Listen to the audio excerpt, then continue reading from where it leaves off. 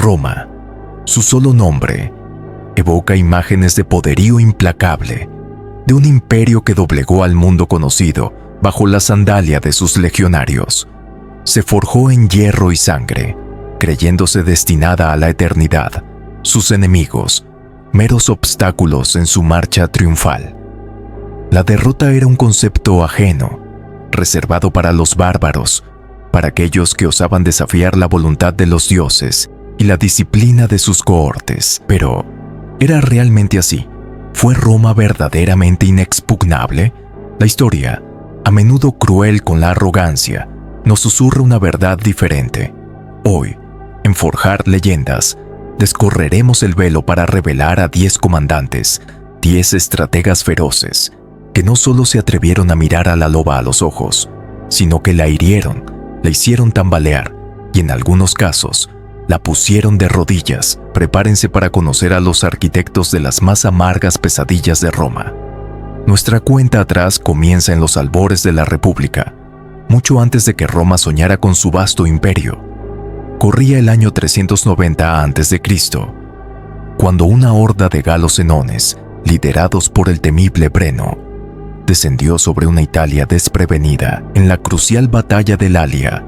Las jóvenes y aún inexpertas legiones romanas fueron barridas del campo, dejando la ciudad a merced de los invasores. La urbe quedó indefensa, mientras los aterrorizados senadores se refugiaban desesperadamente en la colina del Capitolio. Breno y sus feroces guerreros saquearon Roma a placer, sembrando el caos y la destrucción. El momento cumbre de esta profunda humillación, un ultraje que se grabaría a fuego en la psique romana, llegó durante el infame pago del rescate. Al quejarse los romanos por el evidente uso de pesas trucadas en la balanza que mediría el oro, Breno, con desdén, arrojó su pesada espada sobre los platillos, proclamando la frase inmortal que resonaría a través de los siglos: Vae victis. ¡Ay de los vencidos! Fue una herida profunda, la primera gran vergüenza, el primer gran trauma grabado indeleblemente en el orgullo de una Roma que comenzaba a soñar con la grandeza. Apenas un siglo después de aquel trauma, desde el corazón del mundo helénico, desde las tierras que vieron nacer a estrategas legendarios, llegó un adversario de linaje real y ambición desmedida: Pirro, el astuto rey de Epiro, pariente nada menos que del legendario Alejandro Magno. Desembarcó en las costas del sur de Italia con un ejército profesional, disciplinado y temible, compuesto por las invencibles falanges de estilo macedónico y una aterradora nueva arma que los romanos jamás habían enfrentado: los imponentes elefantes de guerra. En batallas campales como Heraclea y Ascoli, la maquinaria bélica de Pirro infligió dolorosas derrotas a las legiones romanas. Sin embargo, sus propias pérdidas en hombres y recursos fueron tan cuantiosas, tan devastadoras, que él mismo acuñó otra frase para la historia, un lamento que definiría para siempre una victoria pírrica. Otra victoria como esta, y estoy perdido. Aunque Roma sufrió bajo la embestida griega, también aprendió valiosas lecciones, enfrentándose a un enemigo cuya sofisticación militar la obligó a evolucionar, a repensar sus tácticas, pero no sin antes saborear la amargura de ser superada en el campo de batalla, demostrando que la invencibilidad era, a menudo, una ilusión. Si hay un nombre que, incluso siglos después, helaba la sangre en las venas de cualquier romano, que evocaba pesadillas de ejércitos aniquilados y la patria en peligro, ese era sin duda Aníbal Barca, el genio militar cartaginés, que, durante la devastadora Segunda Guerra Púnica, llevó la guerra al mismísimo corazón de Italia, osando desafiar a Roma en su propio terreno. Su audaz y casi imposible cruce de los Alpes, con su ejército multinacional y sus legendarios elefantes, es por sí solo materia de leyenda, una hazaña de logística y determinación que aún hoy asombra. Pero fueron sus aplastantes victorias en los campos de Trebia, junto al lago Trasimeno y, sobre todo, la catástrofe sin parangón de Cannas, una de las mayores y más brutales aniquilaciones militares de toda la historia antigua, las que sumieron a la República Romana en un pánico existencial, en un terror que amenazaba con desmoronar sus cimientos. Aníbal ad portas, Aníbal a las puertas, se convirtió en el grito desesperado que resonaba en las calles de Roma, el símbolo de la amenaza inminente. Durante más de una década, este titán de la guerra humilló a cónsules y ejércitos romanos, dejando un legado de miedo y una cicatriz imborrable que Roma jamás olvidaría. Pero no todos los que humillaron a la poderosa Roma comandaban vastos ejércitos imperiales o provenían de civilizaciones rivales. Desde las escarpadas y salvajes tierras de Lusitania, en el extremo occidental de la península ibérica, surgió un líder insospechado, un hombre del pueblo que se convertiría en una espina clavada en el costado del imperio. Viriato, un humilde pastor, transformado por la necesidad y la injusticia en un carismático caudillo, demostró ser un maestro consumado de la guerra de guerrillas, un estilo de combate para el que las disciplinadas pero rígidas legiones romanas no estaban preparadas. Durante años, con tácticas de emboscada, retiradas fingidas y un conocimiento íntimo del intrincado terreno montañoso, Viriato y sus leales seguidores infligieron una humillante derrota tras otra a las orgullosas legiones enviadas para someterlos. Roma, frustrada e incapaz de vencerlo en batalla abierta, demostrando una vez más su pragmatismo a menudo brutal, recurrió a la más vil de las tácticas, la traición, sobornando a sus propios hombres de confianza para asesinarlo mientras dormía. Su legado, inmortalizado en la frase atribuida a los romanos, «Roma no paga a traidores», es la prueba fehaciente de que el espíritu indomable de un pueblo y el liderazgo astuto podían desafiar e incluso avergonzar al gigante del Mediterráneo. Incluso el divino Julio César, el conquistador de las Galias, el hombre cuyo nombre se convertiría en sinónimo de emperador, conoció momentos de extrema vulnerabilidad y profunda humillación durante su crucial intervención en la caótica guerra civil egipcia, donde apoyaba a la legendaria Cleopatra en su lucha por el trono. Se encontró inesperadamente asediado y atrapado en el corazón de Alejandría, una de las ciudades más grandes y ricas del mundo antiguo. Fueron la hermana menor de Cleopatra, la joven y ambiciosa princesa Arsínoe IV, y su astuto y leal general Aquilas, quienes, aprovechando la confianza de César y la división interna, lideraron con ferocidad las fuerzas egipcias leales al faraón niño.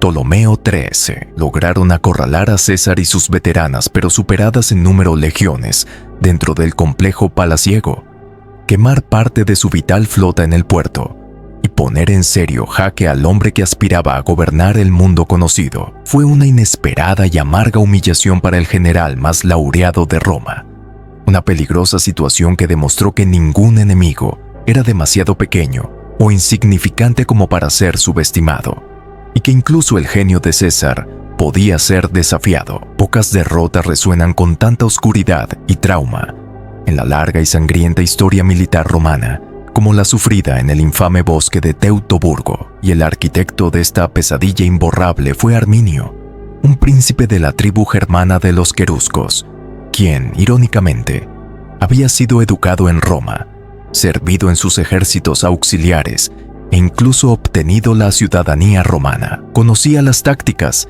la disciplina y, crucialmente, las debilidades de sus antiguos amos. En el fatídico año 9 después de Cristo, Arminio, con una astucia y una capacidad de engaño extraordinarias, traicionó la confianza del gobernador romano Publio Quintilio Varo, guiando a 3 legiones completas, cerca de 20.000 hombres, el orgullo de la maquinaria bélica romana, a una emboscada mortal en los impenetrables, oscuros y pantanosos bosques germanos. La aniquilación fue casi total, un desastre de proporciones épicas. Se dice que el emperador Augusto, al conocer la terrible noticia, vagaba desconsolado por su palacio, golpeándose la cabeza contra las paredes y gritando una y otra vez: «Quintilio Varo, devuélveme mis legiones». La frontera del Rin se solidificó y Germania, en gran parte, nunca sería completamente conquistada, una herida abierta en la ambición imperial de Roma.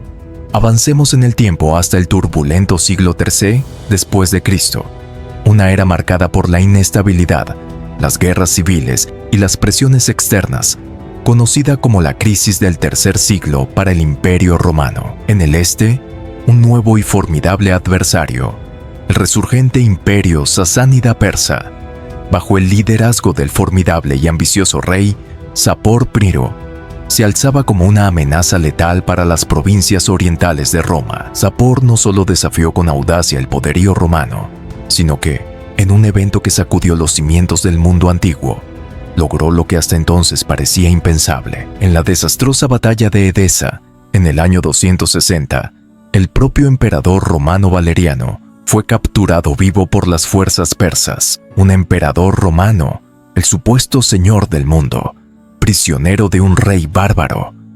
Las crónicas, tanto romanas como persas, aunque difieren en detalles, coinciden en la magnitud de la humillación. Algunas cuentan que Sapor utilizó al anciano Valeriano como escabel humano para montar a caballo, un ultraje sin precedentes a la majestad imperial. Tras su muerte en cautiverio, se dice que su piel, rellenada de paja, fue exhibida como un macabro trofeo en un templo persa. Fue un recordatorio brutal y tangible de la creciente vulnerabilidad del poder romano. Con el Imperio Romano de Occidente ya en franca y visible decadencia, sus vastas fronteras cada vez más porosas, su liderazgo a menudo débil y dividido por luchas intestinas, y su economía en crisis, la ciudad eterna, Roma misma, ya no parecía tan inexpugnable, tan intocable como antaño. Alarico I, rey de los visigodos, un pueblo germánico que había servido a Roma como federado, y se sintió profundamente traicionado por las promesas incumplidas y el trato recibido, decidió tomar por la fuerza lo que se le había negado por la diplomacia. En el trascendental año 410, tras varios asedios y tensas negociaciones fallidas, las puertas de Roma, por traición o negligencia, se abrieron a Alarico y sus guerreros visigodos. Por primera vez en 800 años, desde el saqueo de los galos de Breno, la ciudad fue saqueada por un enemigo extranjero. Aunque el saqueo de Alarico fue, según los cronistas, menos destructivo y más contenido que otros, especialmente con respecto a los lugares sagrados cristianos, el impacto simbólico fue absolutamente devastador. El corazón del imperio, el símbolo de la civilización occidental, había sido violado. La ilusión de invencibilidad, cuidadosamente cultivada durante siglos, quedó hecha añicos para siempre. Si el saqueo de Alarico en el 410 fue una herida mortal para el ya debilitado Imperio Romano, de Occidente, el de Genserico, el astuto y despiadado rey de los vándalos, 45 años después, fue el verdadero golpe de gracia para una Roma occidental que ya se encontraba agonizante, sumida en el caos político y la impotencia militar. Desde su poderoso y floreciente reino naval establecido en la antigua Cartago, en el norte de África, Genserico observaba con atención la creciente debilidad y las luchas internas de Roma. En el año 455, aprovechando nuevas y sangrientas intrigas palaciegas, incluyendo el asesinato del emperador Valentiniano III, la temible flota vándala ancló sin oposición en la desembocadura del Tíber. Durante 2 largas y angustiosas semanas, la otrora orgullosa ciudad fue sometida a un saqueo sistemático, metódico y exhaustivo. Esta vez, no hubo contención ni respeto por nada. Tesoros acumulados durante siglos, obras de arte de valor incalculable, metales preciosos, e incluso los adornos de los templos.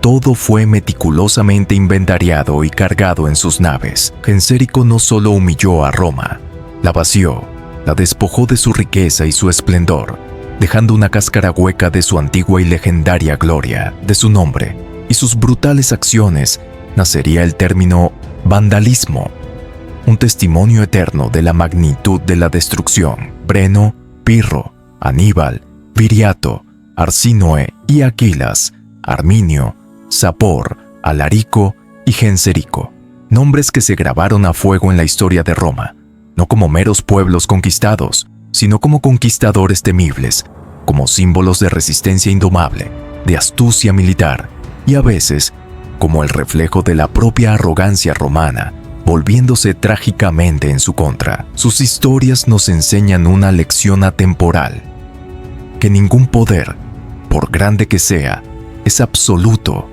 y que hasta los más grandes y orgullosos imperios pueden sangrar, tambalear y ser profundamente humillados. ¿Cuál de estas impactantes historias de desafío y caída te ha parecido más trascendental? ¿Crees que falta algún otro general formidable en esta lista de némesis romanas? Déjanos tu valiosa opinión en los comentarios. Queremos saber qué otras leyendas de la historia quieres que forjemos a continuación en nuestro canal. Gracias por acompañarnos una vez más en Forjar Leyendas. No olvides suscribirte para no perderte ninguna de nuestras futuras sagas y emocionantes viajes al pasado. Hasta la próxima y que las leyendas continúen vivas.